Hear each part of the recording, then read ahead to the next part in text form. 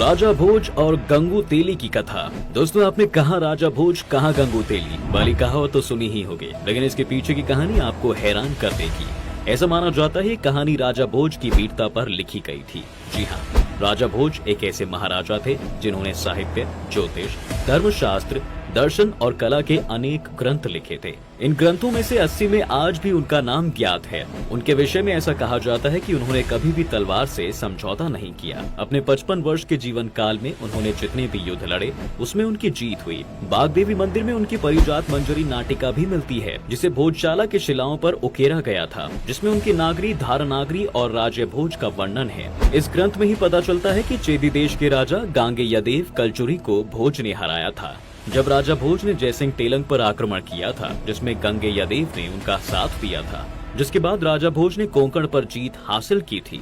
गोदावरी नदी के तट पर अवरुद्ध होने पर भी उन्होंने अन्य तरीकों से कोंकण पर विजय पाई थी। और इसी युद्ध के समय में ये कहावत प्रचलित हो गई कि कहाँ राजा भोज और कहाँ गंगे तेली, जो बाद में बोलते बोलते गंगी तेलंग का नाम गंगू तेली पड़ गया। आज भी धार में एक ऐसा पूजा स्थल है जिसे लाट मस्जिद के नाम से जाना जाता है। यहाँ पर एक बहुत बड़ा लौह स्तंभ है जो 3 खंडों में रखा गया है। इसे गंगू तेली की लाट भी कहा जाता है। इतिहासकार ऐसा मानते हैं कि राजा भोज की गांगे यदेव तेलंग पर विजय पाने के बाद यहाँ पर एक विजय स्तंभ खड़ा किया गया था।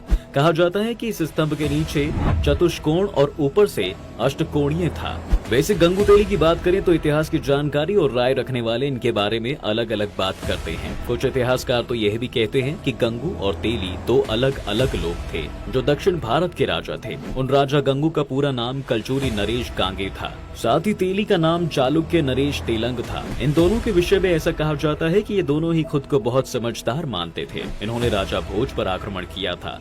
ऐसा भी माना जाता है कि इन दोनों के ही पास काफी बड़ी सेना थी। उनके सामने राजा भोज की सेना काफी छोटी थी, लेकिन इसके बावजूद भी वही जीते। लोगों ने यही देखते हुए कहाँ राजा भोज कहाँ गंगू तेली जैसी बातें कहनी शुरू कर दी थी। वहीं एक और कहानी भी लोगों में बहुत प्रचलित है कि राजा भोज का महाराष्ट्र में एक किला हुआ करता था। कहा जाता है कि उस किले की दीवार बार बार गिरा करती थी। राजा ने इसका उपाय ढूंढना चाहा तो उन्हें ज्योतिषियों ने सुझाव दिया कि अगर किसी छोटे बच्चे और उसकी माँ की बलि इस जगह पर दी जाए तो जरूर ये दीवार गिरनी बंद हो जाएगी।